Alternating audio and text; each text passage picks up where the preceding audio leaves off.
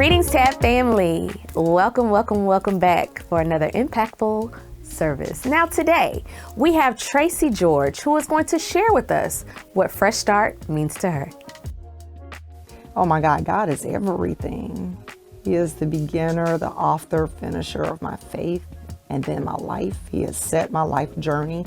Why not go and look and ask the author who wrote this plan and roadmap out, like, hey, what's going on? And I talk to God just as I would anybody. In the middle of the day, I'm always praying. I tell people, don't just pray in a moment like, okay, your morning prayer, your midday prayer, your evening prayer.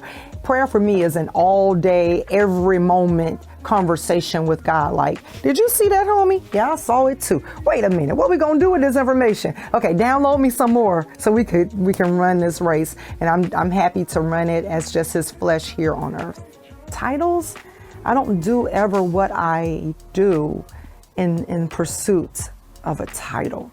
I've had several new chapters and I love them, as then I call the book of Traci, of who I am becoming. And at the end, we'll all then see a finishing that dash of what will be my life.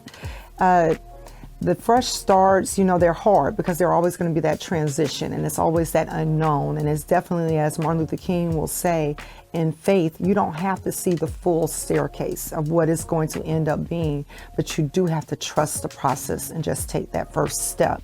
So oftentimes I find myself figuring out, okay, where do I step? I don't want to step in a landmine. I don't want to step where it's dangerous. And I lead back to then my beginnings of being in church and what I've been taught and try to lead with that caution. One of the favorite scriptures that I like is Psalms 1, and it's that 1 through 3, those first 3 verses there. And it says that you need to be planted like a tree by the water. However, you're not planted until you've surrounded yourself with wisdom. So I may not have, and I do not want to be the smartest person in the room, but I surround myself and anchor myself with others who are wise.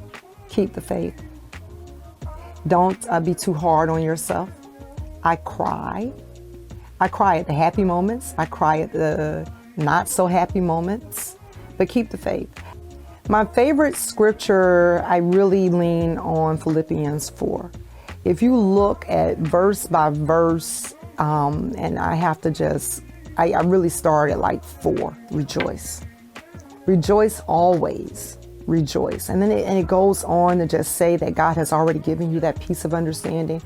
But then that next verse, rejoice greatly because your care will flourish again. And it'll just keep happening and you'll keep flourishing. And once you learn those life lessons over and over and over, you are then, like I mentioned, that tree planted by the water. You're going to flourish and you're going to bloom. Traci, thank you so much for sharing your heart with us and telling us what a fresh start means to you. And thank you so much for your words of encouragement. Now, when you see Miss Traci whipping through town, give her a hug and embrace her and tell her thank you for sharing with us.